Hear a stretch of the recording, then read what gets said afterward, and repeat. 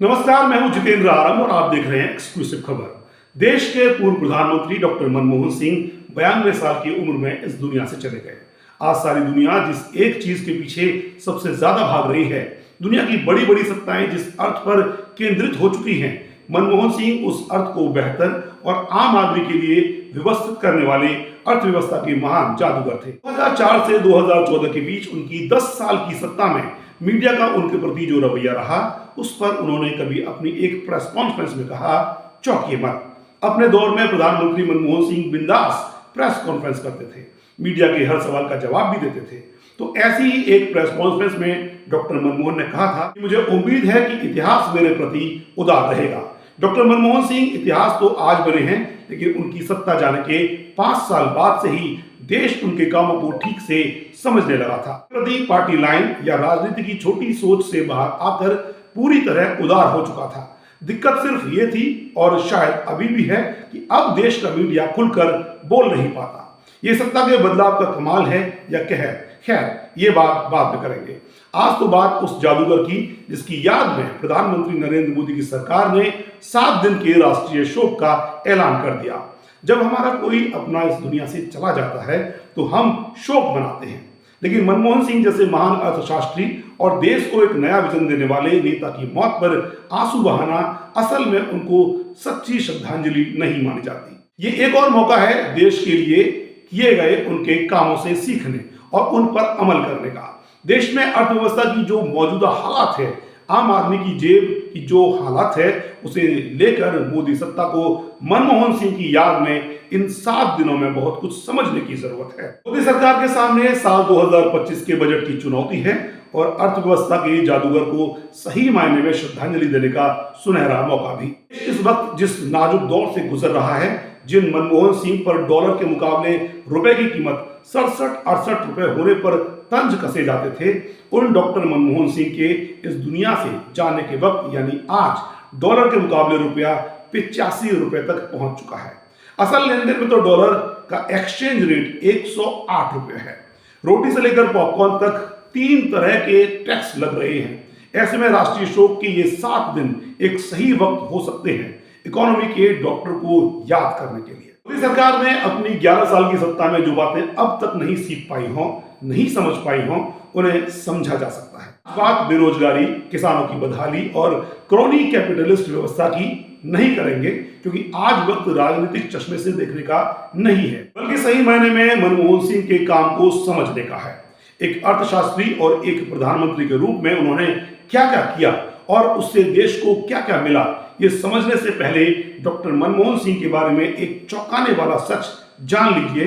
जिस तरह आपको ये बात चौंका रही है कि प्रधानमंत्री के तौर पर मनमोहन सिंह ने 1 या 2 नहीं, करीब 125 प्रेस कॉन्फ्रेंस की, जबकि मीडिया उन्हें मोन मोहन और मोनी बाबा जैसे विशेषण देता रहा था। वैसे इसमें चौंकाने वाली बात कोई है भी नहीं। ये देश के चुने हुए प्रधानमंत्री की ड्यूटी है, जिम्मेदारी है कि वो जनता से जुड़े सवालों का जवाब दे। और सिर्फ एक प्रधानमंत्री जो अपने मौजूदा पीएम है, उन्हें छोड़कर देश के सभी प्रधानमंत्रियों ने अपनी ये ड्यूटी निभाई है। मनमोहन सिंह का बड़प्पन तो इस बात का था कि वो सीधे जनता के चुने हुए लोकसभा के प्रतिनिधि भी नहीं थे। वो अपर हाउस यानी राज्यसभा के सदस्य रहे, लेकिन जनता के प्रति अपनी जिम्मेदारी को वो बखूबी समझते थे। डॉक्टर मनमोहन सिंह के देश की आम गरीब जनता के लिए किए गए कामों का महत्व आप उनके जीवन से जुड़े हुए एक और चौंकाने वाले सच से भी समझने की कोशिश करिए। मनमोहन सिंह कैम्ब्रिज से इकोनॉमिक्स में पीएचडी और ऑक्सफोर्ड से डीफिल थे। वो आरबीआई के गवर्नर भी रहे। इस बात के मायने आप ऐसे समझ सकते हैं कि विदेश में इतनी हाई एजुकेशन के बाद सामान्य तौर पर शायद आप भी विदेश में बस जाना पसंद करेंगे। आरबीआई का गवर्नर बनने के बाद ऐशो आराम की जिंदगी बिताना चाहेंगे, लेकिन दुनिया भर से बेहतरीन शिक्षा लेकर उन्होंने अपना ज्ञान अपने देश और देश के लोगों की तरक्की के लिए लगाया। पहले एक टीचर के रूप में, फिर एक अर्थशास्त्री, आरबीआई गवर्नर और वित्त मंत्री के तौर पर, फिर एक देश के प्रधानमंत्री के तौर पर शिक्षा का महत्व और उसके सही इस्तेमाल का एक शानदार उदाहरण भी आप डॉक्टर मनमोहन सिंह को मान सकते हैं। मनमोहन सिंह जी की याद में 7 दिन के राष्ट्रीय शोक को एक्सक्लूसिव खबर की पूरी टीम एक सार्थक रूप देना चाहती है। इसलिए हम बात करेंगे डॉक्टर मनमोहन सिंह के उन 7 बड़े कामों की जिन्होंने देश को और आम आदमी को मजबूती दी, खुशहाली दी, तरक्की दी। इन 7 बड़े कामों के साथ देश की मौजूदा हालत का भी जिक्र भी अपने आप ही आ जाएगा। मौजूदा सत्ता को क्या देखना समझना चाहिए, यह भी सामने आएगा। आपको भी बहुत कुछ समझ आ सकता है। तो दोस्तों, मेरे इस वीडियो को अंत तक आप जरूर देखिए, और अगर अभी तक आपने हमारे इस चैनल को सब्सक्राइब नहीं किया है तो प्लीज अभी से सब्सक्राइब कर लीजिए। डॉक्टर मनमोहन सिंह की पहचान एक प्रधानमंत्री से ज्यादा एक अर्थशास्त्री के रूप में है, और वित्त मंत्री के रूप में देश के उदारीकरण उनकी बहुत बड़ी उपलब्धि रही है। शुरुआत उनके पहले बड़े काम उदारीकरण से करते हैं। आज हम और आप बड़े बड़े शॉपिंग मॉल में घूमते हैं, मल्टीप्लेक्स थिएटर में मूवी का मजा लेते हैं, इंपोर्टेड कपड़े और सामान खरीदते हैं। हाई सोसाइटी की लग्जरी समझे जाने वाली कार को मिडिल क्लास के घरों तक पहुंचाना, किसानों को आधुनिक बीज और खेती से जुड़ा सामान उपलब्ध कराना, छोटे और मझोले कारोबारियों को ढेरों टैक्स और लाइसेंस राज के खौफ से आजादी दिलाना, यह सब कुछ और ऐसा बहुत कुछ भारत को देने वाले हैं डॉक्टर मनमोहन सिंह। साल 1991 में पीवी नरसिम्हा राव की कांग्रेस सरकार के वित्त मंत्री के तौर पर डॉक्टर मनमोहन सिंह ने उदारीकरण के जरिए देश को तरक्की की नई उड़ान दी। टेक्नोलॉजी की जिस क्रांति की बुनियाद 1980 के दशक में प्रधानमंत्री राजीव गांधी ने रखी थी, उस तकनीक को ग्लोबलाइजेशन के जरिए सस्ता और आसान बनाकर घर घर तक पहुंचाने का काम, विकास के सपनों को पंख लगाने का काम और दुनिया की हर चीज को गांव गांव तक पहुंचाने का काम उदारीकरण के जरिए मनमोहन सिंह ने 1991 के अपने बजट के जरिए किया था। उदारीकरण का मतलब है आर्थिक और कारोबारी कामों पर से सरकारी प्रतिबंध कम करना, उन्हें खत्म करना और दुनिया की बेस्ट तकनीक को अपनाना। मनमोहन सिंह के उदारीकरण का फोकस आम आदमी के जीवन में तरक्की लाना था। आज इसका तरीका बदलता जा रहा है। आपके पिता और बड़े भाई की बढ़ती सैलरी या किसी भी रोजगार से होने वाली कमाई की रफ्तार की तुलना आप अपने रोजगार और नौकरी से करके इसे आसानी से समझ सकते हैं। मोदी सत्ता के दौर में जीएसटी और नोटबंदी की वजह से छोटे कारोबारियों की दुर्दशा के बाद तो मनमोहन सिंह की नीतियों का सबक और उनकी अहमियत देश पहले ही समझ चुका है कि सरकारों को नीतियां कैसे बनानी और लागू करनी चाहिए। सिर्फ नोटबंदी की लाइन में ही 100 से ज्यादा लोगों की मौत की खबरें आई। हालांकि मोदी सरकार ने इसे कभी कबूला नहीं। एक बार उस वक्त के वित्त मंत्री अरुण जेटली ने राज्यसभा में 4 लोगों की मौत की बात कबूली थी। वो आंकड़ा स्टेट बैंक की ओर से दिया गया था, जिसमें 3 बैंक स्टाफ और 1 ग्राहक को मुआवजा भी दिया गया।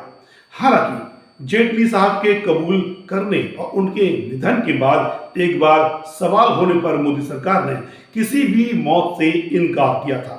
जीएसटी को तो एक देश एक टैक्स के स्लोगन के साथ लाया गया, लेकिन उसकी हकीकत क्या है ये कारोबारी भी झेल रहे हैं, और आप और हम भी। पॉपकॉर्न इसका सबसे क्लासिकल उदाहरण बन गया है। एक देश एक टैक्स के जुमले वाली मोदी सत्ता के जीएसटी में एक अकेले पॉपकॉर्न पर भी 3 तरह के टैक्स लगाए जाते हैं। एक और त्रासदी वाला उदाहरण आप पुरानी कार बेचने पर लगने वाले टैक्स से समझ सकते हैं। जिस पुरानी कार को आप पहले ही बहुत कम कीमत पर नुकसान उठाकर बेच रहे हैं, उस पर भी सरकार आपसे टैक्स वसूलेगी। अब आप उस जादूगर मनमोहन सिंह को याद कर शोक मना सकते हैं कि काश आज उस जैसा कोई नेता जीएसटी के जंजाल से सुलझा दे और हमें कुछ राहत दे दे। डॉक्टर मनमोहन सिंह का एक और बड़ा काम है खाद्य सुरक्षा कानून। आज मोदी सरकार देश के 80 करोड़ लोगों को मुफ्त राशन देने की जिस कामयाबी का जिक्र करती है, वो प्रधानमंत्री रहते हुए 2013 में डॉक्टर मनमोहन सिंह के लाए फूड सिक्योरिटी एक्ट की बदौलत ही है, जिसके जरिए मनमोहन सिंह सरकार ने हर व्यक्ति के लिए भोजन का इंतजाम सुनिश्चित किया। इन 80 करोड़ लोगों के अलावा भी खाद्य सुरक्षा कानून बनने से देश की 2/3 आबादी को सस्ते में अनाज मिल रहा है। मनमोहन सिंह का तीसरा बड़ा काम, जिसका डंका भी मौजूदा मोदी सरकार खूब बजाती है, वो है डायरेक्ट बेनिफिट स्कीम।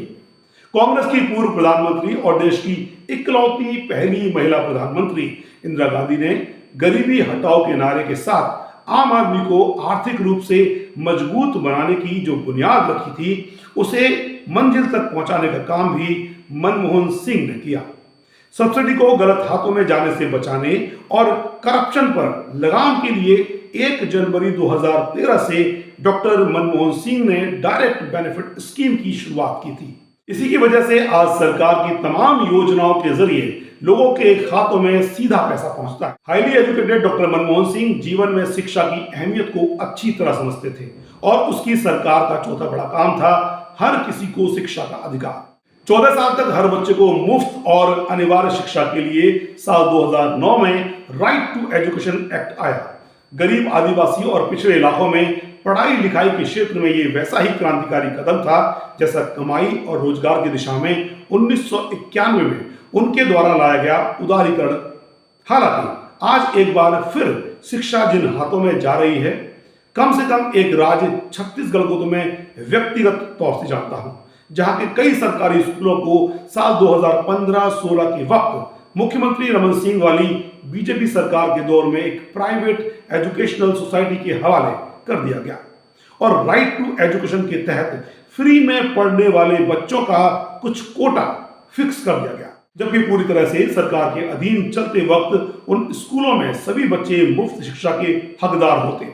अब इस कोटे के तहत दाखिले की होड़ में सरकारी भ्रष्टाचार भी जमकर हो रहा है। इसी तरह गरीब और दूर दराज के पिछड़े और गांव के इलाकों में भी रोजगार की गारंटी देने वाली महात्मा गांधी राष्ट्रीय ग्रामीण रोजगार गारंटी अधिनियम मनरेगा भी मनमोहन सिंह की ही देन है।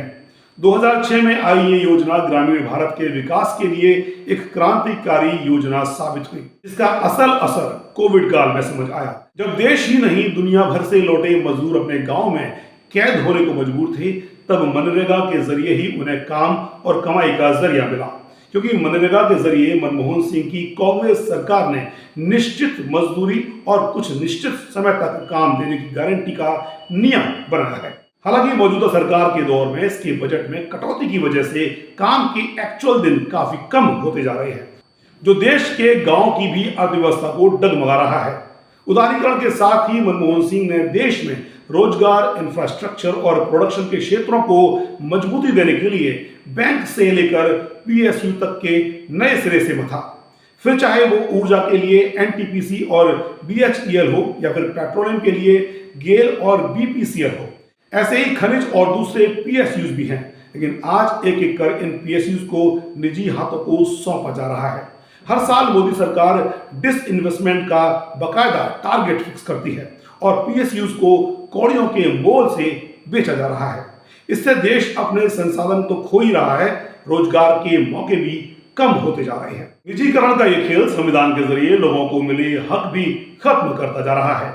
मनमोहन सिंह सरकार ने एक बहुत बड़ा काम और किया, जिसने हर हिंदुस्तानी को ताकत दी। वो काम है सूचना का अधिकार। साल 2005 में मिला ये हक मामूली से मामूली इंसान के हाथ में एक ऐसा हथियार है जो उसकी रक्षा भी करता है, उसे जागरूक भी करता है और सबसे खास बात कि लोकतंत्र को सही मायने में अमल में लाने का रास्ता दिखाता है, क्योंकि ये कानून सरकार की आम जनता के प्रति जवाबदेही तय करता है। देश में बड़े बड़े घोटाले इस कानून की वजह से सामने आए हैं और कई मंत्रियों और अफसरों की खबर भी इसी कानून की वजह से ली जा चुकी है। अभी हाल ही में सुप्रीम कोर्ट ने मोदी सरकार की ओर से लाए गए इलेक्टोरल बॉन्ड को जो असंवैधानिक करार दिया, उसकी एक वजह यही थी कि वो सूचना के अधिकार का हनन कर रहा था। ऐसा बॉन्ड क्यों लाया गया और उसके जरिए कैसे हजारों करोड़ के बारे नारे किए गए, ये आज नए सिरे से बताने की जरूरत नहीं है। हालांकि इलेक्टोरल बॉन्ड अकेला मामला नहीं है। डॉक्टर मनमोहन सिंह ने लोकतंत्र को मजबूत करने के लिए सूचना का अधिकार हमको दिया और मौजूदा सरकार लोकतंत्र के सबसे बड़े पर्व चुनाव और मतदान से जुड़ी जानकारी आम लोगों को ना देने का बजट पास कर रही है। ऐसी न जाने कितनी बातें पूर्व प्रधानमंत्री और वित्त मंत्री मनमोहन सिंह के न जाने कितने काम हैं, जिनकी बदौलत देश ने खुशहाली और तरक्की के नए नए आसमान छुए हैं। उम्मीद की जानी चाहिए कि उनकी याद में 7 दिन के राष्ट्रीय शोक को सरकार सार्थक करेगी, उनके कामों को गहराई से जानेगी, समझेगी, अमल में लाने की कोशिश करेगी। जिस जनता के लिए उन्होंने काम किया, वो जनता भी जागरूक होकर गलत बात का विरोध और सरकार से अपने हक की बात कर पाएगी। दोस्तों, हमारा ये वीडियो आपको पसंद आया हो तो इसे लाइक और शेयर जरूर कीजिएगा। प्लीज अगर अभी तक आपने हमारा चैनल सब्सक्राइब नहीं किया है तो प्लीज इसे फौरन सब्सक्राइब कर लिए, ताकि हमारे ऐसे जानकारी भरे सारे वीडियोस आप तक आसानी से पहुंचते रहे। नमस्कार।